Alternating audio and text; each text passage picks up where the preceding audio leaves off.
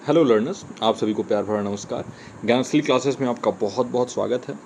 तो हमारे UGC net paper 1 का ये वन शॉट वीडियोज़ स्टार्ट हो चुके हैं। आपके एग्जामिनेशन में बहुत कम समय बच चुका है और इसीलिए मैं आपके लिए लेके आया हूँ यहाँ पर वन शॉट वीडियो, जहाँ पर हम एक वीडियो में एक यूनिट को कंप्लीट करने का टारगेट रखते हैं और ये हमें जो है इसके हिसाब से बहुत कम समय में सारे यूनिट्स को पूरा करने का मौका मिलेगा। क्या यहाँ पर हम करेंगे, तो देखिए बहुत ही अच्छा, बहुत ही एक इनोवेटिव जो है वो ये चीज़ होती है, जहाँ पर हम वन शॉट में पूरे यूनिट को ख़त्म करते हैं। इससे हमारा रिवीजन भी बहुत तेज़ी से हो जाता है और हमें अंदर से कॉन्फिडेंस भी हमारा बूस्ट होता है, हमें कॉन्फिडेंस मिलता है। तो हमारा टारगेट है इसमें रिवाइज करना, जो भी अभी तक हमने पढ़ा है क्वेश्चंस के थ्रू हमने रिवीजन किया है, हमने ओवरऑल यूनिट्स भी पढ़े हैं और इसके अलावा अब जब हम ये वन शॉट वीडियोस के थ्रू पढ़ेंगे तो हमारा टारगेट होगा रिवाइज करना। और रिवाइज जब हम कर लेंगे, यहाँ पर रिजॉल्व करना भी, जो भी आपके प्रॉब्लम होंगे उनका सल्यूशन करना। तो आप अपने प्रॉब्लम जो है वो व्हाट्सएप ग्रुप में जैसे यूनिट के हिसाब से आप भेजिएगा और मैं अगले वीडियो में उसको सॉल्व करने की कोशिश करूँगा। और फिर आपका ये काम है कि आप जो है ये वन शॉट वीडियो देखने के बाद प्रैक्टिस करोगे क्वेश्चंस को, है ना। प्रैक्टिस हम यहाँ नहीं करेंगे, प्रैक्टिस आपको करना होगा उस यूनिट से रिलेटेड क्वेश्चंस जब वो यूनिट हम पूरा पढ़ लेंगे, है ना।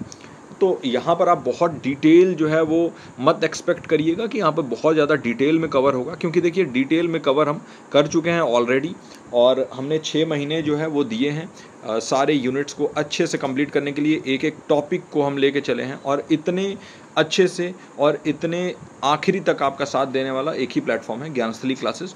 आपको अगर लग रहा है कि हम बहुत ज़्यादा मेहनत कर रहे हैं आप लोगों के लिए, तो एक बार मेंशन करिए व्हाट्सएप में कि कैसा लग रहा है ये हमारा प्रयास, और अपने फ्रेंड से भी बताइए जो भी अभी मास्टर्स जिनका कंप्लीट हुआ है और जो एम कर रहे हैं यूजीसी नेट को, तो आप बताइए ज्ञानस्थली के बारे में उनसे भी। तो जून 2024 का जो 18 जून का आपका पेपर है उसके लिए हमारा ये वन शॉट वीडियो रेडी और स्टार्ट करते हैं। बहुत देखिए ये वन शॉट वीडियो का ये देखिए यहाँ पर जो ये मीटर लगा हुआ है ना, ये क्यों यहाँ पे हुआ है, मतलब स्पीड के साथ हम चलेंगे। तो यूनिट 1 आज हमारा एक वीडियो में पूरा कंप्लीट होने वाला है, तो बने रहिए और चलते हैं हम अपने क्लास पे। तो देखिए, welcome to the class everyone, this is unit 1 teaching aptitude in one shot and let's get started. Start करते हैं। सबसे पहले टीचिंग यानी शिक्षण, तो क्या है इसका डेफिनेशन, इसकी परिभाषा देखते हैं। तो देखिए टीचिंग को बोला गया है कि एक प्रोसेस है लर्निंग फैसिलिटेट करने का, यानी सीखने की सुविधा प्रदान करने का एक प्रोसेस होता है। ये एक पूरा जो है क्या होता है, एक प्रक्रिया है ना। और आप इसके थ्रू नॉलेज एक्वायर करते हैं, मतलब आपके स्टूडेंट्स जो हैं वो नॉलेज एक्वायर करते हैं, आप नॉलेज ट्रांसफ़र करते हैं। इसमें एक मोर नॉलेजेबल अदर होता है जो MKO जिसको बोला जाता है, और एक जो है जैसे स्टूडेंट। और इसमें 3 चीज़ें बहुत इंपॉर्टेंट है, टीचर, स्टूडेंट और करिकुलम। ये तीनों चीज़ें मिल के जो है ये टीचिंग के प्रोसेस, टीचिंग लर्निंग के प्रोसेस को सुगम बनाती हैं, बेहतर बनाती हैं। आगे बढ़ते हैं, कॉन्सेप्ट्स पे चलते हैं। तो ये 3 चीज़ें यहाँ पर आती हैं, एक है इंस्ट्रक्शन, दूसरा है फैसिलिटेशन और तीसरा है मेंटोरिंग, यानी निर्देश, सुविधा और सलाह। तो देखिए निर्देश क्या होता है, किसी भी विषय का कोई भी पर्टिकुलर टॉपिक है, अगर इसके बारे में आप डिटेल में इंफॉर्मेशन देते हो, आप विस्तृत जानकारी देते हो, तो उस विशेष विषय पर कोई भी विस्तृत जानकारी जो है ना, इसको हम इंस्ट्रक्शन कहते हैं, निर्देश कहते हैं। वहीं फैसिलिटेशन के बारे में बात करें, सुविधा के बारे में, तो देखिए शिक्षार्थियों को समझने और सीखने में सहायता करना, असिस्टिंग लर्नर्स। तो यहाँ पे एक बहुत इंपॉर्टेंट वर्ड आ रहा है, असिस्ट। तो यहाँ पर आप फैसिलिटेशन में क्या करते हो, असिस्ट करते हो। आप जो है उनको ओवर पावर नहीं करते हो। आप यहाँ पर टीचर का जो रोल है वो पैसिव होता है और जो स्टूडेंट्स होते हैं वो एक्टिव होते हैं, है ना। स्टूडेंट्स खुद से सीखते हैं, जहाँ भी उनको कमी लगता है, जहाँ भी उनको प्रॉब्लम लगता है, जहाँ भी उनको लगता है कि हाँ वो उनसे नहीं हो पा रहा है, वहाँ पर जो फैसिलिटेटर या टीचर हैं वो उनको फैसिलिटेट करते हैं, असिस्ट करते हैं, ताकि उनकी समझ बेहतर हो सके, लर्निंग बेहतर हो सके, है ना। मेंटरिंग यानी गाइडिंग लेस एक्सपीरियंस्ड इंडिविजुअल्स। तो यहाँ पर क्या होता है कि कम अनुभवी व्यक्तियों का मार्गदर्शन करना। तो जहाँ पर भी जो आपके स्टूडेंट्स हैं उनके पास एक्सपीरियंस कम होता है आपसे, है ना। तो वहाँ पर आप गाइड करते हो उनको, मेंटोर करते हो, गाइड करते हो, सलाह देते हो ताकि उनका बेहतरी हो सके। तो इसके लिए मेंटोरिंग जो है वो बहुत इंपॉर्टेंट एक पॉइंट हो जाता है। तो ये 3 चीज़ें टीचिंग में आपने देखा, एक होता है इंस्ट्रक्शन, एक होता है फैसिलिटेशन और एक होता है मेंटरिंग, यानी कि आपके पास निर्देश, सुविधा और सलाह। यहाँ पर कम अनुभवी व्यक्तियों को मार्गदर्शन करना जो है वो मेंटरिंग कहते हैं हम इसको, है ना। तो ये हो गया आपका जो है टीचिंग से रिलेटेड। आगे बढ़ते हैं और सीधे चलते हैं हम ऑब्जेक्टिव्स ऑफ टीचिंग, क्या ध्येय है शिक्षण का, है ना। हम टीचिंग से क्या जो है वो टारगेट करते हैं। सबसे पहला ज्ञान का अधिग्रहण यानी नॉलेज एक्विजिशन हम टारगेट करते हैं, जहाँ पर हम लर्नर्स को, हमारे जो शिक्षार्थी हैं उनको मदद करते हैं ताकि वो जो है वो ज्ञान की प्राप्ति कर सके, वो इन्फॉर्मेशन ले सकें, वो उनके पास जानकारी आ सके, है ना। तो उनको नॉलेज देने के लिए हम हेल्प करते हैं, उसको हम कहते हैं नॉलेज एक्विजिशन वाला, ये ऑब्जेक्टिव है टीचिंग का। दूसरा है कि हम कौशल का विकास कर सकें, स्किल डेवलपमेंट के थ्रू हम उनको रोजगार दिलवाने में मदद कर सकें, वो उनको हम सेल्फ सफिशिएंट बना सकें ताकि वो अर्निंग भी अपनी कुछ ना कुछ कर सकें, वो सेल्फ सफिशिएंट बन सकें। तो लर्नर्स को, जो शिक्षार्थी हैं, उनको कुशलतापूर्वक कार्य करने में सक्षम बनाना ही कौशल विकास या स्किल डेवलपमेंट होता है। और इसके लिए गवर्नमेंट भी बहुत सारे प्रोग्राम चलाती है, जैसे स्किल डेवलपमेंट प्रोग्राम चलता है ना। तो ये हो गया, ये भी टीचिंग का एक ऑब्जेक्टिव होता है। और तीसरा है एटीट्यूड फॉर्मेशन यानी दृष्टिकोण गठन, जहाँ पर हम लर्नर के पर्सपेक्टिव और वैल्यूज को शेप करते हैं एज अ टीचर। तो शिक्षार्थियों के दृष्टिकोण को शेप करना, उनके मूल्यों को आकार देना और उनको सही सुन बनाना, है ना। ऐसा बनाना कि ताकि वो ओपन माइंडेड हो सके। एक चीज़ है ओपन माइंडेड होना, है ना। तो ओपन माइंडेड हो सकें, वो चीज़ों को बहुत ही खुले मन से समझ सकें, एक्सेप्ट कर सकें और आपस में मिलजुल के रहना सीखें, एक फैमिली की तरह जो है वो रहना सीखें। ये जो है यहाँ पर हम एटीट्यूड फॉर्म करते हैं उनका, उनके पर्सपेक्टिव चेंज करते हैं, दृष्टिकोण को बदलते हैं, उनके वैल्यूज़ को हम शेप करते हैं, मूल्यों को शेप करते हैं। तो यहाँ पर एथिक्स और मोरल वैल्यूज़ जैसे सब्जेक्ट भी बहुत इंपॉर्टेंट हो जाते हैं और ये ऑब्जेक्टिव ऑफ टीचिंग का एक जो है बहुत इंपॉर्टेंट पॉइंट है।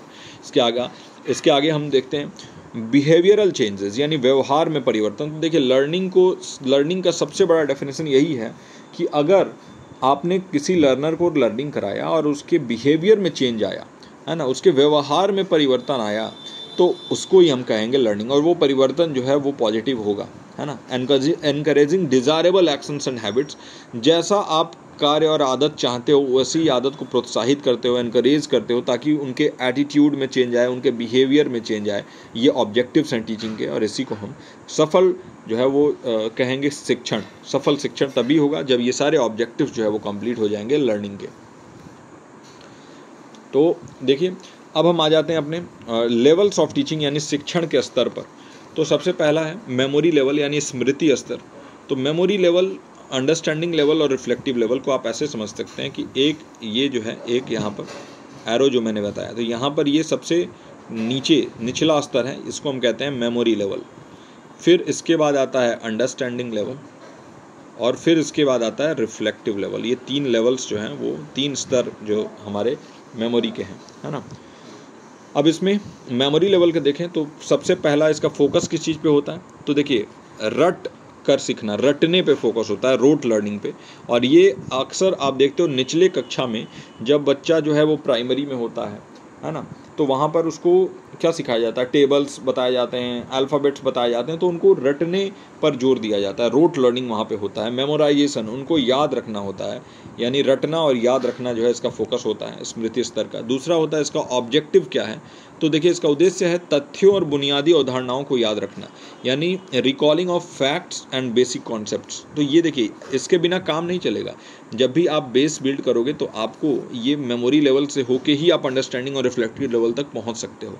कैरेक्टरिस्टिक के बारे में बात करें मेमोरी लेवल के, तो देखिए सबसे पहले पैसिव लर्निंग होता है, यहाँ पर एक्टिव लर्निंग नहीं होता है, पैसिव लर्निंग होता है। लर्नर को ये नहीं पता होता है कि वो जो याद कर रहा है उससे वो क्या करेगा, बस उसको वो याद कर लेता है। तो ये एक टीचर सेंटर्ड मेथड होता है। यहाँ पे जो शिक्षक है ना उसका बहुत बड़ा रोल होता है, बहुत प्राइमरी मेजर रोल होता है मेमोरी लेवल का। इसके बाद हम बढ़ते हैं अपने अगले लेवल पे जिसे हम कहते हैं अंडरस्टैंडिंग लेवल। तो समझ का स्तर इसको बोलते हैं। इसका फोकस होता है समझने पे और व्याख्या पे, चीज़ों को कैसे हो रही हैं उनको समझना, कॉम्प्रिहेंशन, इंटरप्रिटेशन करना चीज़ों का। तो यहाँ पर बच्चा आप धीरे धीरे चीज़ों को समझना शुरू कर देता है, उन रीज़न जो है वो जानना चाहता है कि जो चीज़ें हो रही हैं वो क्यों हो रही हैं, उसके मीनिंग को समझना चाहता है। तो इसका जो ऑब्जेक्टिव है, जो उद्देश्य है, जो ध्येय है, वो मीनिंग यानी कि जो भी आपके जो है वो अर्थ है उसको समझना, रिश्तों को मतलब रिलेशनशिप को समझना कि दो चीज़ें हो रही हैं अगर तो उनके बीच में क्या रिलेशनशिप है। तो देखिए कुछ टैग वर्ड याद रखिए, जैसे ये टैग वर्ड है फैक्ट, है ना, रिकॉलिंग ऑफ रिकॉल, ये टैग वर्ड है मेमोरी लेवल का। अंडरस्टैंडिंग लेवल का टैग वर्ड है रिलेशनशिप, है ना, इंटरप्रिटेशन, कॉम्प्रिहेंशन।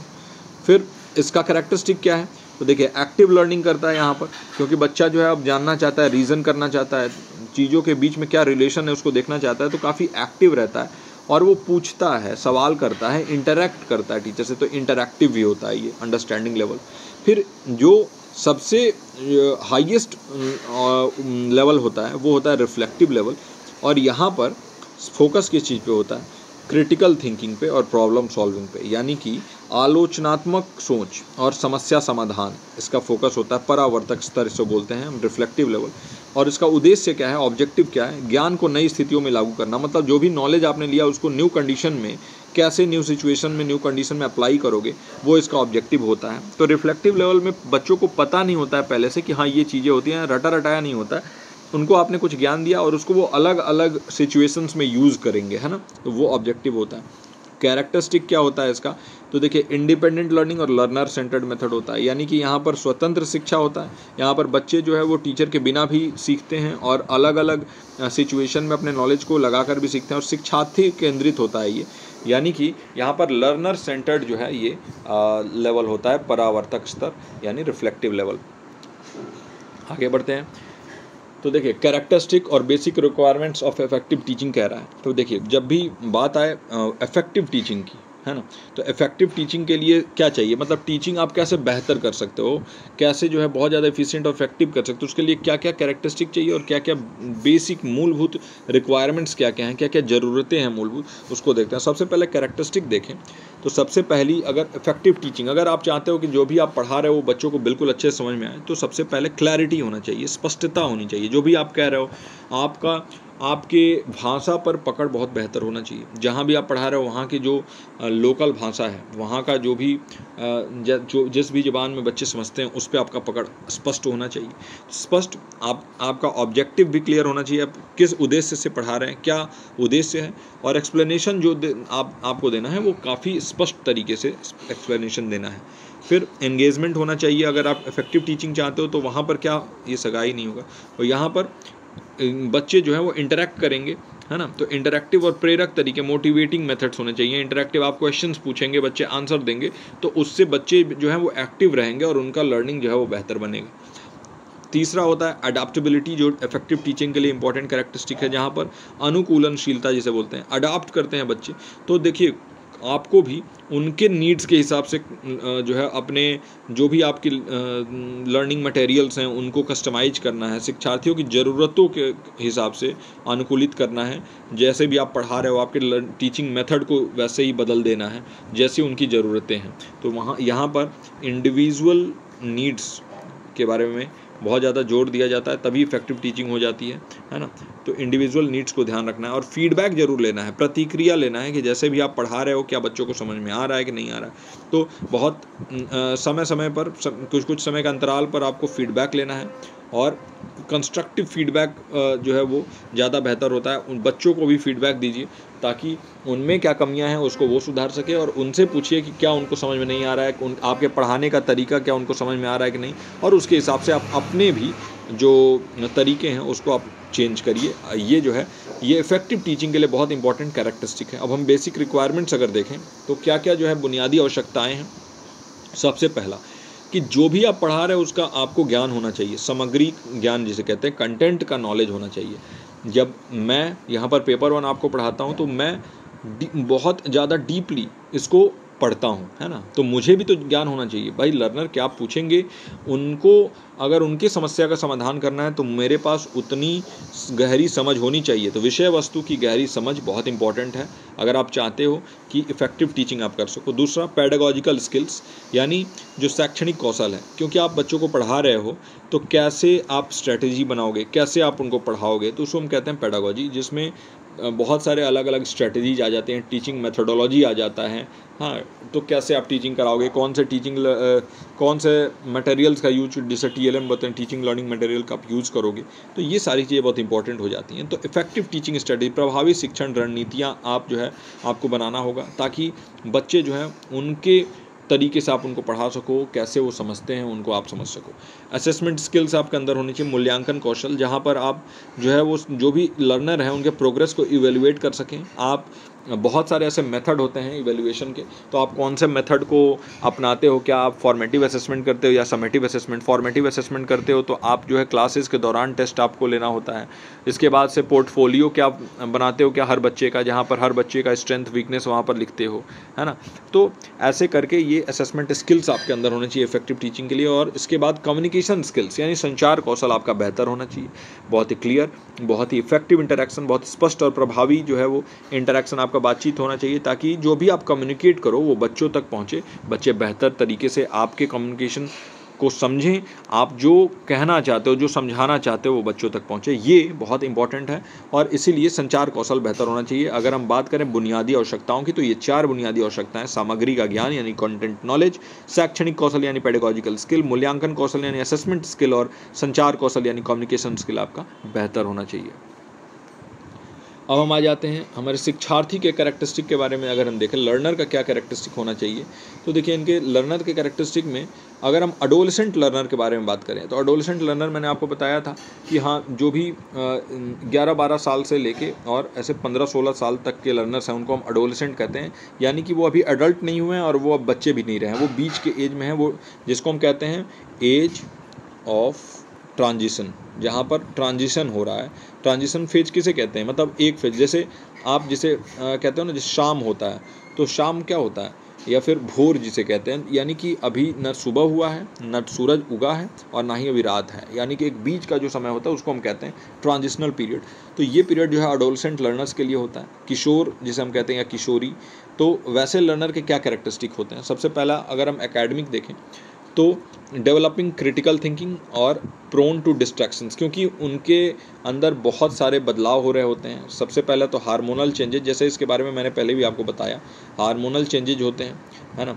और इसके अलावा जो है वो ये जो है अब बहुत ज़्यादा प्रभावित होते हैं अपने सहपाठियों से, है ना, सहपाठियों से बहुत ज़्यादा प्रभावित होते हैं। तो पीयर प्रेशर यहाँ पर होता है। और इसके बाद से हार्मोनल चेंजेज होते हैं, फिजिकल चेंजेस भी आ रहे हैं, दाढ़ी मूंछ वगैरह ये सारी चीज़ें जो है आ रही होती हैं। तो इस टाइम पे बहुत ज़्यादा जो है वो डिस्ट्रैक्शंस होता है, और इसीलिए बहुत जो है वो आपको तरीके से इसको समझना होता है। बहुत ज़्यादा ऐसा नहीं है कि आप गुस्सा करेंगे और ये ऐसे करेंगे, नहीं, और उनसे बहुत ही अच्छे से उनके जो स्ट्रेंथ्स हैं उनको यूज़ करते हुए और जो भी उनको प्रॉब्लम हो रहा है उसको समझते हुए आपको भी पढ़ाना होता है ना। तो ये कैरेक्टरिस्टिक एडोलेसेंट लर्नर का होता है। अगर हम सोशल कैरेक्टरिस्टिक देखें तो देखिए पीयर इन्फ्लुएंस, जैसा हमने बात किया, सहपाठियों का बहुत ज़्यादा इन्फ्लुएंस होता है वो इस समय पे। तो एक अच्छे सर्कल में वो रहें, उनको गलत दिशा ना मिले और उनको गलत संगत से दूर रखें, तो ऐसा जो है वो कोशिश एक टीचर का भी रहता है। फिर इमोशनल लेवल पे भी काफ़ी इनस्टेबल होता है ये टाइम, एडोलेसेंट वाला टाइम, तो क्योंकि भावनात्मक अस्थिरता यहाँ पर होती है, बहुत सारे चेंजेज हो रहे होते हैं, तो और यहाँ पर बच्चा अपने आइडेंटिटी को एक्सप्लोर कर रहा होता है, अपने पहचान को खोज रहा होता है कि वो क्या है, वो क्या करना चाहता है, आगे चल के वो क्या करेगा, बहुत ज़्यादा इसको लेके कन्फ्यूज़न होता है। तो एज अ मेंटोर आप उसको गाइड कर सकते हैं यहाँ पर कि कैसे जो है अपनी इमोशनल स्टेबिलिटी को वो मेंटेन रखें। फिर कॉग्निटिव चेंजेस भी, बहुत सारे संज्ञानात्मक चेंजेज आ रहे होते हैं, जहाँ पर हमने बात किया था ना कि पहले जो है जो SPCF का हमने बात किया, तो जो कंक्रीट वाला पीरियड था वहाँ पर कंक्रीट थिंकिंग करता था बच्चा, अमूर्त जो है वो सोच नहीं रख पाता था। अभी मूर्त सोच से अमूर्त सोच में जो है जाने वाला पीरियड जो होता है ये एडोलेसेंट का एज होता है।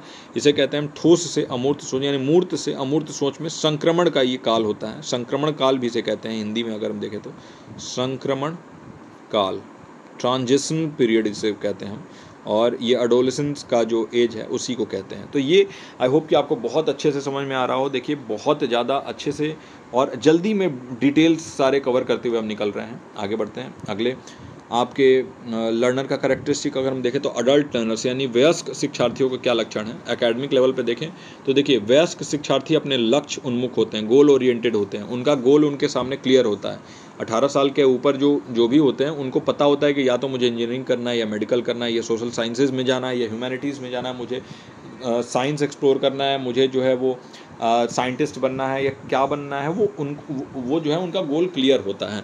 और बहुत ज़्यादा व्यवहारिक अनुप्रयोग पे फोकस होता है, प्रैक्टिकल एप्लीकेशन पे फोकस होता है। इनका डिस्ट्रैक्शन अब धीरे धीरे कम हो गया होता है, और अगर वो एडोलेसेंट एज में अच्छे से निकाल लेते हैं अपने उस एज को, तो फिर अडल्ट एज में उनको ज़्यादा प्रॉब्लम नहीं होता है और वो फोकस्ड होते हैं इस एज में। सोशल लेवल पे देखें तो लर्निंग विद सोशल रोल्स को बैलेंस करना, यानी सामाजिक भूमिकाओं को भी निभाते हैं और उसके साथ साथ सीखने को भी संतुलित करते हैं वो इस एज में। इमोशनल लेवल पे देखें तो काफ़ी ज़्यादा सेल्फ डायरेक्शन होता है, यहाँ पर उच्च आत्म दिशा होता है, जहाँ पर खुद को वो दिशा दे रहे होते हैं। सेल्फ स्टीम यानी आत्मसम्मान के विचार को वो कंसिडर करते हैं। और कॉग्निटिव लेवल पे देखें तो अनुभव आधारित यानी एक्सपीरियंस बेस्ड लर्निंग करते हैं। उनको एक्सपीरियंस होता है उसके हिसाब से कि बोला जाता है ना कि ठोकर खाकर ही इंसान सीखता है, तो वैसे ही एक्सपीरियंस्ड होता है, तो उसके एक्सपीरियंस को लेके वो लर्निंग लेते हैं। उनको पता चल जाता है कि हाँ कौन मेरा दोस्त है, कौन मेरा दोस्त नहीं है। और पहले तो एडोलेसेंट एज में उनको सब अच्छे लगते हैं, लेकिन अब धीरे धीरे उनको पता है क्या गलत है क्या सही है, इसके बीच का वो फ़र्क करने लगते हैं, और उनका क्रिटिकल थिंकिंग जो है ना वो डेवलप होने लगता है ना। तो ये जो है बहुत इंपॉर्टेंट समय होता है जहाँ पर आपका क्रिटिकल थिंकिंग जो है डेवलप्ड होता है और आप एकदम फोकस्ड होते हैं। आगे बढ़ते हैं। इंडिविजुअल डिफरेंसेस होती हैं, है ना। तो देखिए व्यक्तिगत मतभेद भी होता है, जहाँ पर अगर हम बात करें कारक की तो लर्निंग स्टाइल्स यानी सीखने की शैली, पूर्व ज्ञान यानी प्रायर नॉलेज, मोटिवेशन यानी कि प्रेरणा, सांस्कृतिक पृष्ठभूमि, cultural background, physical and cognitive abilities, ये सारे फैक्टर्स होते हैं जो कि आपके इंडिविजुअल डिफरेंसेस को सेव कर सकते हैं। व्यक्तिगत आप जो है ना वो अलग हो सकते हैं व्यक्तिगत तौर पे, हर लर्नर अलग है ना। उसके लर्निंग स्टाइल अलग हो सकते हैं, पहले से उसके पास अलग अलग नॉलेज हो सकता है क्योंकि वो अलग पृष्ठभूमि से आता है, अलग बैकग्राउंड से आ रहा है। उसके मोटिवेशन यानी प्रेरणा उसका अलग हो सकता है, कल्चरल बैकग्राउंड बिल्कुल अलग है, फिजिकल और कॉग्निटिव एबिलिटीज़ भी अलग होते हैं। कई लर्नर शारीरिक तौर पे काफ़ी मजबूत लेकिन मानसिक तौर पे जो है कमज़ोर होते हैं। कई लर्नर संज्ञानात्मक क्षमताएं उनकी ज़्यादा होती हैं, मानसिक तौर पे मजबूत होते हैं लेकिन शारीरिक रूप से कमज़ोर होते हैं। तो इंडिविजुअल डिफरेंसेस होती हैं। और देखिए इम्प्लीकेशंस क्या हैं, तो देखिए इन इंडिविजुअल डिफरेंस के बेसिस पे आपको विभेदित निर्देश देना होता है, यानी डिफरेंशिएटेड इंस्ट्रक्शन जिसे बोलते हैं, जहाँ पर उनके इंडिविजुअल नीड्स के हिसाब से आपको केटर करना होता है। वैसे ही तरीके के आप जो है वो प्रोग्राम्स, वैसे ही तरीके के इंस्ट्रक्शन आप उनको देते हैं। इंक्लूसिव प्रैक्टिसेस जहाँ पर जो है समावेशी प्रथाओं की आवश्यकता होती है। इंक्लूसिव प्रैक्टिस जहाँ पे सबको लेकर चलना, होलिस्टिक एजुकेशन के बारे में बात किया जाता है। इंक्लूसिवनेस, सबको समावेशित करने के बारे में बात किया जाता है। तो इंडिविजुअल डिफरेंसेस को ध्यान में रख के आपको अपने कक्षा को संचालित करना होता है। तो ये हो गया। आगे बढ़ते हैं। अब फैक्टर्स अफेक्टिंग टीचिंग में आ जाते हैं। तो सबसे पहला फैक्टर जो है वो टीचर रिलेटेड होता है, यानी शिक्षक से संबंधित। तो देखिए आपके टीचिंग को क्या क्या इफेक्ट कर सकता है। देखिए आपको सब्जेक्ट में कितना नॉलेज है, आपका टीचिंग एक्सपीरियंस कितना है, आप बच्चों को कैसे हैंडल करते हैं वो, है ना। तो आपका विषय का ज्ञान और शिक्षण अनुभव बहुत इंपॉर्टेंट है। आपके पढ़ाने का शैली क्या है, तरीका क्या है, शिक्षण शैली क्या है, आप कैसे जो है वो डिलीवर कर देते हैं कंटेंट को। क्या सिर्फ आप बोल देते हैं या फिर कुछ एग्जाम्पल से समझाते हैं या फिर लर्नर से कुछ सवाल पूछ के और उनको भी एंगेज करते हैं। ये सारे अलग अलग तरीके हो सकते हैं। प्रोफेशनल डेवलपमेंट रिलेटेड भी कि क्या आप, जैसे मैं हूँ तो मैं पढ़ता भी हूँ, आपको पढ़ाता भी हूँ, तो ऑन गोइंग लर्निंग होता है, तो इससे मेरा भी इम्प्रूवमेंट होता है और यही होना भी चाहिए। तो प्रोफेशनल डेवलपमेंट को आप कितना तवज्जो देते हैं, उससे भी आपकी टीचिंग जो है वो इफेक्ट होती है। फिर लर्नर रिलेटेड अगर हम देखें तो देखिए मोटिवेशन लर्नर्स का बहुत इंपॉर्टेंट है। प्रेरणा शिक्षार्थी के लिए बहुत ज़्यादा जरूरी है। तो मोटिवेशन के लिए इंट्रिंसिक और एक्सट्रिंसिक फैक्टर्स होते हैं। इंट्रिंसिक फैक्टर यानी आंतरिक जो भी कारक होते हैं, जैसे खुद से सेल्फ डायरेक्टेड लर्निंग लर्नर करने लगे, सेल्फ डायरेक्टेड गोल है उसका कुछ, तो उसको अंदर से जो है वो मोटिवेशन आता है, प्रेरणा मिलती है। लेकिन एक्सट्रिंसिक फैक्टर्स भी हो सकते हैं, बाहरी कारक भी हो सकते हैं। फॉर एग्जांपल उसको कुछ अचीव करना है दूसरों को दिखाने के लिए, है ना, कुछ दूसरों को प्रूव करना है, तो ये एक्सट्रिंसिक फैक्टर्स हो जाते हैं। प्रायर नॉलेज जो है वो लर्नर के पास होता है, तो वो उसके प्रीवियस लर्निंग के लिए प्रीवियस लर्निंग से आता है और वो फाउंडेशन के तौर पे काम करता है, न्यू के तौर पे काम करता है। आप उसके प्रीवियस लर्निंग के ऊपर जो है बिल्डअप कर सकते हो नए जो भी मटेरियल आप पढ़ा रहे हो। फिर इंगेजमेंट यानी कि देखिए फिर से यहाँ पर सगाई, ये जो है थोड़ा सा ट्रांसलेशन एरर हो जाता है। तो एंगेजमेंट में क्या होता है कि आप जो है ना वो एंगेज करते हो, बच्चों से जो है वार्तालाप करते हो, तो उनके सीखने की गतिविधियों में भागीदारी और रुचि देखते हो, involvement and interest in learning activities कितना है उनका, और एंगेज करके उनको और ज़्यादा याद रह जाता है चीज़ें, और वो क्रिटिकल थिंकिंग जो है उनका जो है वो कहीं ना कहीं डेवलप होता है अगर हम एंगेज करते हैं लर्नर से। तो ये लर्नर रिलेटेड जो है वो फैक्टर्स हैं जो अफेक्ट करते हैं टीचिंग को। सपोर्ट मटेरियल भी अफेक्ट करता है टीचिंग को। अगर क्वालिटी मटेरियल है तो उनके ऊपर भरोसा किया जा सकता है ना। सामग्री की प्रासंगिकता और सटीकता बहुत इंपॉर्टेंट है। एक्यूरेट मटेरियल चाहिए, कुछ भी गलत ज्ञान ना जाए। फिर एक्सेसिबिलिटी चाहिए ताकि अच्छे से सपोर्ट मटेरियल को यूज किया जा सके और सभी तक पहुंच है। बहुत ज़्यादा महंगा मटेरियल अगर आप दे दोगे तो बहुत सारे बच्चे हैं जो कि नहीं अफोर्ड कर पाएंगे। फिर वैरायटी होनी चाहिए, रिसोर्सेज अलग अलग होने चाहिए, बुक्स होने चाहिए, मल्टीमीडिया होनी चाहिए ताकि जिसको जैसे सीखने में जो है आनंद आए वैसे वो सीखे। फिर इंस्ट्रक्शन फैसिलिटीज़ देखें, ये भी इफेक्ट करती हैं। जैसे इंफ्रास्ट्रक्चर कैसा है, क्लासरूम अगर अच्छा हो, वेल लिट होना चाहिए। वेल लिट मतलब अच्छे से लाइट आ रहा हो। फिर वेंटिलेशन होना चाहिए, वहाँ सफोकेशन नहीं होना चाहिए। वेंटिलेशन होगा तो हवा जो है एक तरफ से दूसरी तरफ जाएगा तो उससे जो है ऑक्सीजन प्रॉपर बना रहेगा और उससे भी इंटरेस्ट आता है पढ़ाई में। लैब्स प्रॉपर होनी चाहिए, लाइब्रेरी होनी चाहिए, यानी पुस्तकालय भी होना चाहिए।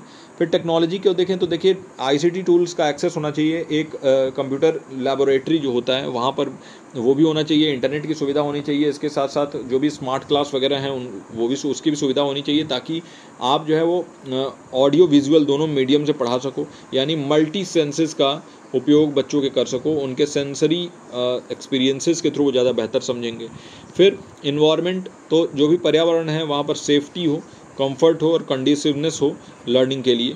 तो देखिए सारे सेफ्टी गाइडलाइंस फॉलो होने चाहिए ताकि किसी भी तरीके के आपातकाल में बच्चे जो है वो सुरक्षित रह सकें। तो सारी ये फैसिलिटीज़ जो है ना वो टीचिंग को इफेक्ट करती हैं। ये सारे फैक्टर्स बहुत इंपॉर्टेंट होता है टीचिंग के लिए। लर्निंग इन्वायरमेंट के बारे में बात करें तो देखिए क्लासरूम का लेआउट कैसा है, रिसोर्सेज कैसे हैं, ये बहुत इंपॉर्टेंट है। साइकोलॉजिकल, देखिए पॉजिटिव, इंक्लूसिव और सपोर्टिव एटमॉस्फेयर होना चाहिए। बच्चे कुछ सवाल पूछ रहे हैं और आप उनको डांट के बैठा दे रहे हो तो बहुत ही नेगेटिव जो है आपका वहाँ पर इन्वायरमेंट बन जाएगा। तो ऐसा इन्वायरमेंट नहीं होना चाहिए, बल्कि उनको और इनकरेज करना चाहिए क्वेश्चन पूछने के लिए, क्योंकि जितना वो क्वेश्चन पूछेंगे वो भी इनोवेशन को समझेंगे, क्रिटिकल थिंकिंग उनका डेवलप होगा। तो ये बहुत और इंक्लूसिवनेस पे ध्यान देना चाहिए। किसी भी बच्चे के साथ फेवरेटिज्म नहीं करना है, आपको पता होना चाहिए। बहुत सारे स्कूल में टीचर्स करते हैं कि किसी को फेवरेट बना लेते हैं और किसको बिल्कुल ही नहीं पूछते हैं, तो ऐसा नहीं होना चाहिए। बहुत ही इंक्लूसिव, समावेशन वहाँ पे होना चाहिए, समावेशी शिक्षण होना चाहिए और सपोर्टिव एटमॉस्फेयर होना चाहिए। जहाँ भी बच्चों को प्रॉब्लम है वहाँ पर टीचर सपोर्ट के लिए अवेलेबल हो। इंस्टीट्यूशन की पॉलिसीज़ के बारे में देखिए तो जो भी इंस्टीट्यूशन के रूल्स और रेगुलेशंस हैं वो बच्चों के हित में होने चाहिए, टीचर्स के हित में होने चाहिए।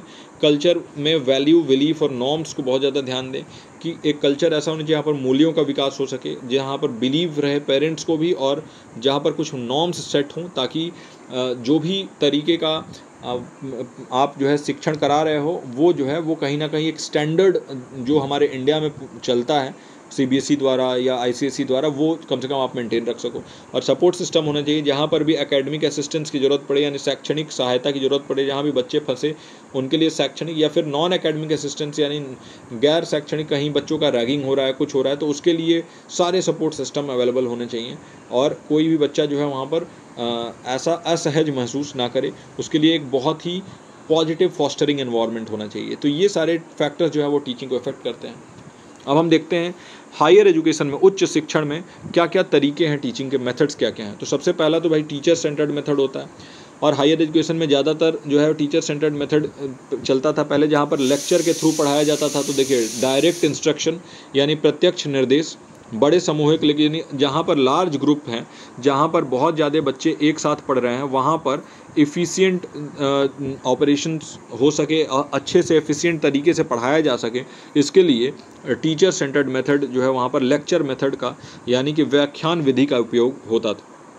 दूसरा है डेमोन्स्ट्रेशन मेथड यानी प्रदर्शन विधि। यहाँ पर क्या होता है कि टास्क को कैसे करना है उसको परफॉर्म करके और जो टीचर्स हैं वो दिखा देते हैं, तो वो शो करते हैं और ये डेमोन्स्ट्रेट करते हैं, तो ये टीचर सेंटर्ड मेथड हो जाता है। तीसरा है एक्सपोजिटरी टीचिंग यानी व्याख्यानात्मक शिक्षण। यहाँ पर क्या होता है, डिटेल में एक्सप्लेन किया जाता है, डिस्कस किया जाता है चीज़ों को, तो ये भी टीचर सेंटर्ड मेथड। इन तीनों ही मेथड में टीचर जो है वो सेंटर में है, टीचर का रोल जो है ना वो एक्टिव है और लर्नर का रोल जो है यहाँ पर पैसिव होता है, याद रखिएगा। वही अगर बात करें हम हायर एजुकेशन के मेथड ऑफ टीचिंग में लर्नर सेंटर्ड मेथड्स में, तो यहाँ पर डिस्कशन मेथड जो होता है, जहाँ पर बच्चे जो है वो विचारों का आदान प्रदान करते हैं, इंटरैक्टिव एक्सचेंज ऑफ आइडियाज़ होता है, और आपस में भी वो एक्सचेंज ऑफ आइडियाज़ होता है और टीचर के साथ भी होता है, जिससे कि कुछ पॉजिटिव जो है वो निकलता है वहाँ पर, और वो लर्नर्स जो हैं वो कुछ ना कुछ सीखते हैं। दूसरा है प्रॉब्लम बेस्ड लर्निंग, यानी समस्या आधारित शिक्षा, जहाँ पर रियल वर्ल्ड प्रॉब्लम्स को सॉल्व, वास्तविक दुनिया की समस्याओं को हल करना जो है वो केंद्र में होता है। तो रियल वर्ल्ड प्रॉब्लम्स के ऊपर बेस्ड ये प्रॉब्लम बेस्ड लर्निंग होता है, ये भी लर्नर सेंटर्ड मेथड है। और तीसरा मेथड होता है कोलैबोरेटिव लर्निंग, जो ग्रुप वर्क में जो पीयर इंटरेक्शन के थ्रू समूह कार्य होता है, साथियों से बातचीत करके और उनसे इंटरेक्ट करके आप चीज़ों को सॉल्व करते हो। जैसे कॉलेजेस में बहुत देखा जाता है ना कि बहुत सारे प्रोजेक्ट मिलते हैं जहाँ पर आपको टीम वर्क करना होता है, ये सारे कोलैबोरेटिव लर्निंग के एग्जांपल्स हैं। तो टीचर सेंटर्ड मेथड और लर्नर सेंटर्ड मेथड्स जो है ये दोनों ही इंपॉर्टेंट होती हैं, और अलग अलग समय पर अलग अलग सिचुएशंस में अलग अलग तरीके के मेथड्स लागू किए जा सकते हैं। अब हम आ जाते हैं ऑफलाइन मेथड्स में। तो अब देखिए मेथड्स और भी तरीके के होते हैं, जैसे ऑफलाइन मेथड होता है और ऑनलाइन मेथड होता है। ऑफलाइन मेथड क्या होता है, जैसे क्लासरूम में आप फेस टू फेस इंटरेक्शन हो रहा है, आमने सामने जो है वो टीचिंग कर रहे हो आप, जहाँ पर आपके सामने 50 बच्चे बैठे हुए हैं, आप सामने हो और आप उनसे इंटरेक्ट कर रहे हो फेस टू फेस, वहाँ पर आप फिजिकली प्रेजेंट हो। तो यहाँ पर आपका फिजिकल प्रेजेंस इंपॉर्टेंट होता है। ऑफ रूम क्लासेस में आप जो है फिजिकली प्रेजेंट होना चाहिए। वर्कशॉप और सेमिनार भी ऐसे ही होते हैं, जो कार्यशालाएं और सेमिनार होता है, जहाँ पर focused hands on learning sessions होते हैं। वहाँ पर आप क्या होता है, बिल्कुल फोकस होते हैं, आपका फोकस कहीं और नहीं जाएगा, क्योंकि आपके सामने आप खुद भी प्रेजेंट हो वहाँ पर, आपका जो पढ़ाने वाले जो हैं, जो टीचर हैं, जो फैसिलिटेटर हैं, वो भी वहाँ पे प्रेजेंट है। फील्ड ट्रिप के थ्रू भी आप जो है, ये ऑफलाइन मेथड होता है, जहाँ पर आप जो है ना अनुभवात्मक शिक्षण करते हो, जहाँ पर एक्सपीरियंशियल लर्निंग होता है, आप एक्सपीरियंस करते हो क्लासरूम के बाहर जाके, जैसे इंडस्ट्रियल विजिट होता है। अगर आप मैनेजमेंट का कोई कोर्स कर रहे होंगे तो आपको इंडस्ट्रीज़ में ले जाया जाता है, और फॉर एग्जांपल एक बिस्किट की इंडस्ट्री में आपको ले जाया जाएगा, और पूरा का पूरा manufacturing process right from raw material to the finished good आपको दिखाया जाएगा कि कैसे ये सारे प्रोसेसेस होती हैं। इसको हम कहते हैं फील्ड ट्रिप, और इसमें भी आपका फिजिकल प्रेजेंस जरूरी है। तो ये भी एक ऑफलाइन मेथड होता है। वहीं अगर हम बात करें ऑनलाइन मेथड्स की, तो देखिए ऑनलाइन तरीके हैं, जैसे स्वयं, ये हमारा इंडियन मूक प्लेटफॉर्म है। मूक का मतलब होता है मैसिव ओपन ऑनलाइन कोर्सेज, और ये जो है ना ऑफर करता है अलग अलग टाइप के कोर्सेज, बहुत विभिन्न टाइप के कोर्सेज ऑफर करता है स्वयं। तो ये ऑनलाइन मेथड है। स्वयं प्रभा, यहाँ पर देखिए 34 DTH नहीं, अब 80 DTH चैनल्स हैं यहाँ पर। तो ये ग्रुप ऑफ 80 DTH चैनल्स जो है यहाँ पर हैं, और ये प्रोवाइड करते हैं एजुकेशनल कंटेंट को। फिर यहाँ पर मूक यानी मैसिव ओपन ऑनलाइन कोर्सेज, जो कि एक्सेसिबल होते हैं कहीं से भी और किसी को भी। और इसका एग्जांपल जैसे खान एकेडमी है ना, और इसके अलावा भी बहुत सारे यूडेमी करके होता है, खान एकेडमी करके होता है, और इसके अलावा बहुत सारे अलग अलग जो है वो मूक के मैसिव ओपन ऑनलाइन कोर्सेज़ के प्लेटफॉर्म्स हैं, जिनके थ्रू आप अलग अलग कोर्सेज़ जो है वो कर सकते हैं, और आप कहीं से भी कर सकते हैं। तो ये जो मैसिव ओपन ऑनलाइन कोर्सेज होते हैं, इनके बारे में आपको याद रखना है कि एक तो ये फ्लेक्सिबल बहुत ज़्यादा होते हैं टाइम को लेके भी, और इसमें आपका फिजिकल प्रेजेंस ज़रूरी नहीं है, तो प्लेस को लेके भी फ्लेक्सिबल होते हैं, और आप जो है ना इसमें अपने समय के हिसाब से, अपने जगह के हिसाब से, अपने कन्वीनियंस के हिसाब से पढ़ सकते हैं, और ये बहुत ज़्यादा कॉस्ट एफिशिएंट भी होते हैं, पैसे भी बहुत कम लगते हैं ऐसे कोर्सेज़ को करने में। तो याद रखिएगा, ये ऑनलाइन मेथड्स होते हैं। फिर टीचिंग सपोर्ट सिस्टम देखें तो ट्रेडिशनल सपोर्ट सिस्टम होता है। तो ट्रेडिशनल यानी पारंपरिक समर्थन प्रणाली आपके टीचिंग में जो सपोर्ट करता है, जो भी चीज़ें जो आपके टीचिंग में, आपके शिक्षण में जो हेल्प करती हैं, उसमें सबसे पहले टेक्स्ट बुक्स। तो देखिए ये कोर रीडिंग मटेरियल होते हैं टेक्स्ट बुक, ये क्लासिक चीज़ें हैं। तो टेक्स्ट बुक आपके पास अगर होता है तो वो जो है ना आपको काफ़ी सपोर्ट देता है। एक जो है वो लर्नर को भी सपोर्ट करता है और टीचर को भी। आपके पास एक आउटलाइन होता है, आपके पास एक ब्लूप्रिंट होता है, एक तरीके से आपको ये डायरेक्शन देता है। दूसरी चीज़ की लाइब्रेरी आपको सपोर्ट दे सकती है, क्योंकि बहुत सारे ऐसे कॉन्सेप्ट्स होते हैं जो कि आपको अलग अलग बुक्स से उठा के और उसके बाद क्लासरूम में प्रेजेंट करना हो, और उसके लिए बच्चे जो है वो परेशान हो जाएंगे। तो आपको बहुत सारे अलग रेंज ऑफ रिसोर्सेज मिल जाएंगे लाइब्रेरी में। और तीसरा क्लासरूम टील में, जैसे क्लासरूम टूल्स में, यानी कि जो भी कक्षा के उपकरण, जैसे चॉक बोर्ड होता है जहाँ पर आप चॉक का इस्तेमाल करके और ब्लैक बोर्ड पे पढ़ाते हैं। वाइट बोर्ड होता है जहाँ पे मार्कर का इस्तेमाल करके पढ़ाते हैं। प्रोजेक्टर होता है जहाँ पर आप जो है वो आपके सामने जो है वो पीपीटी, पावर पॉइंट प्रेजेंटेशन वगैरह वहाँ पर आती है, प्रोजेक्ट होती है, और वहाँ पर जो है आप जो है पढ़ाते हैं। तो ये सारी ट्रेडिशनल सपोर्ट सिस्टम। अब हम मॉडर्न सपोर्ट सिस्टम के बारे में बात करें तो देखिए टेक्स्ट बुक फिजिकल होते हैं, बहुत भारी होते हैं और बहुत एक्सपेंसिव होते हैं, उनको हर जगह कैरी नहीं कर सकते।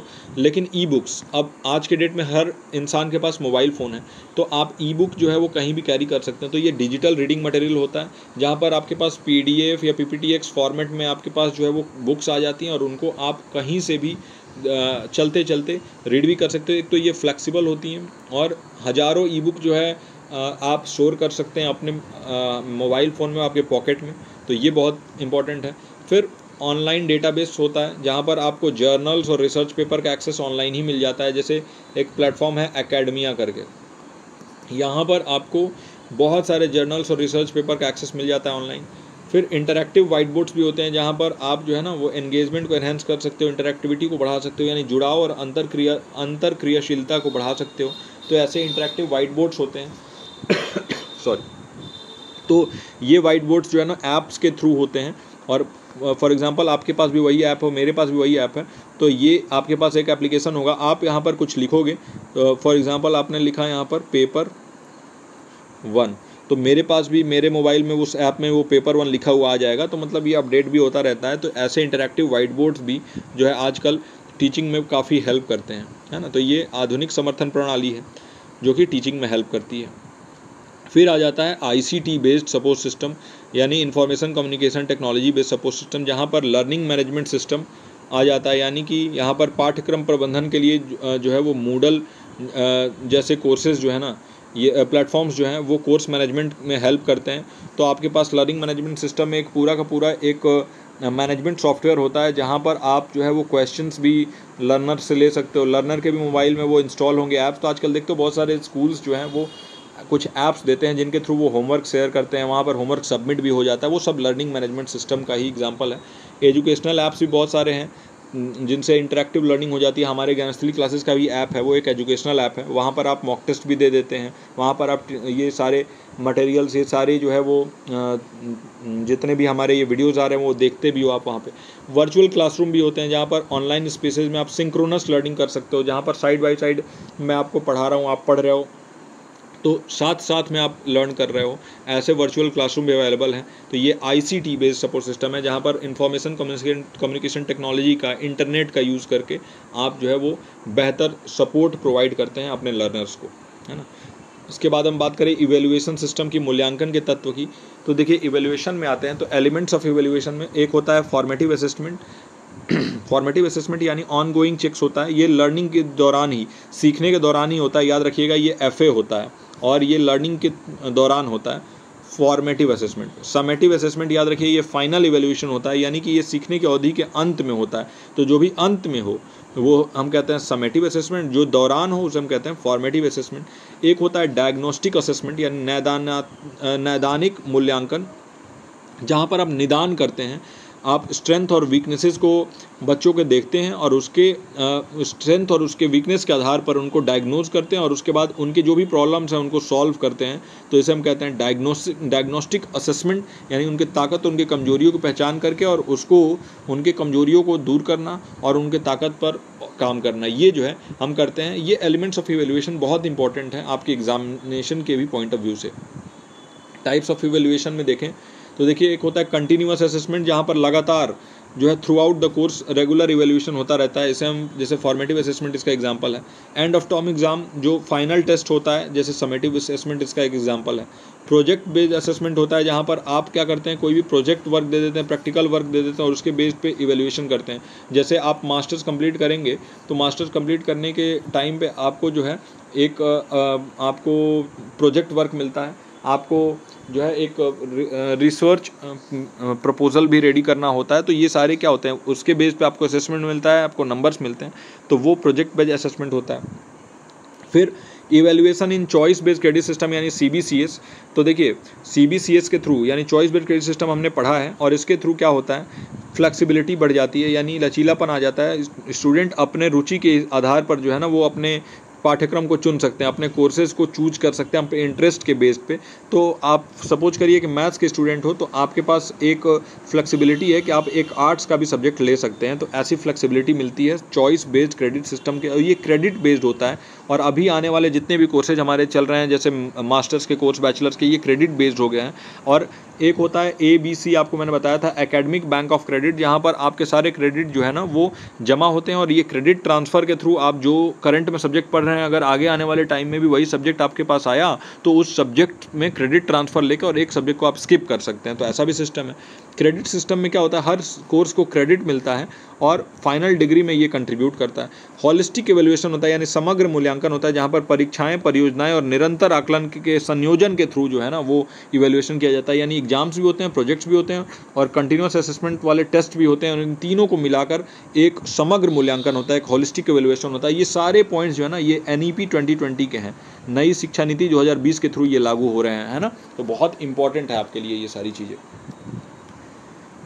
कंप्यूटर बेस्ड टेस्टिंग के बारे में देखें, CBT जिसे हम कहते हैं, जो कि अभी तक आपके NTA द्वारा जो एग्ज़ाम लिया जा रहा था UGC नेट का, वो भी CBT बेस्ड था, कंप्यूटर बेस्ड टेस्टिंग बेस्ड था।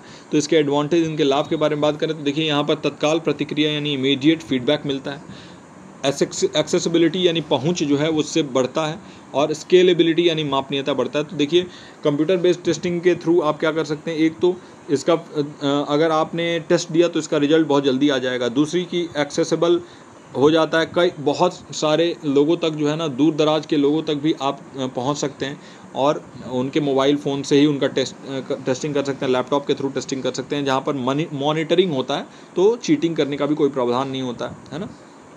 और ये स्केलेबल है, तो ये भी बहुत इंपॉर्टेंट है कि भाई इसको आप जो है ना बहुत ज़्यादा बड़े स्तर पर भी इस्तेमाल कर सकते हैं। लेकिन चैलेंजेस भी हैं कि इंडिया का इंफ्रास्ट्रक्चर अभी रेडी नहीं है कि हम जो है वो इतने व्यापक तौर पे इंटरनेट बेस्ड टेस्टिंग करें। तो टेक्निकल इशूज़ भी आ जाते हैं, डिजिटल डिवाइड, बहुत सारे लोगों के पास मोबाइल फ़ोन, लैपटॉप नहीं है तो उनके लिए प्रॉब्लम हो जाता है। बहुत सारी जगहों पर नेटवर्क नहीं है, दूर दराज इलाकों पर, तो वहाँ पर प्रॉब्लम हो जाता है। और बहुत सारे जगहों पर जो है वो चीटिंग के मामले भी सामने आते हैं। फिर इनोवेशन इन इवेल्युएशन सिस्टम, यानी मूल्यांकन प्रणाली में नवाचार क्या क्या आ रहा है। तो देखिए, नई नई चीज़ें आ रही हैं हम मूल्यांकन में हमारे, जैसे पोर्टफोलियो आ रहा है, जहाँ पर हम जो भी हमारे स्टूडेंट्स हैं उनके जो भी काम है, जो भी उनका कार्य है, उसका डिजिटल कलेक्शन हमारे पास रहता है। तो हम कहीं से भी उसको देख सकते हैं कि बच्चा जो है वो कितना काम कर रहा है, कहाँ तक उसको किस चीज़ में प्रॉब्लम आ रहा है, किस एरिया में वो वीक है, ये इंपॉर्टेंट है। दूसरा, पीयर असेसमेंट, ये भी एक इनोवेशन है, जहाँ पर स्टूडेंट को एक दूसरे का काम जो है ना वो असेस करना होता है। तो ये और ज़्यादा बेहतर तरीके से ये काम करते हैं।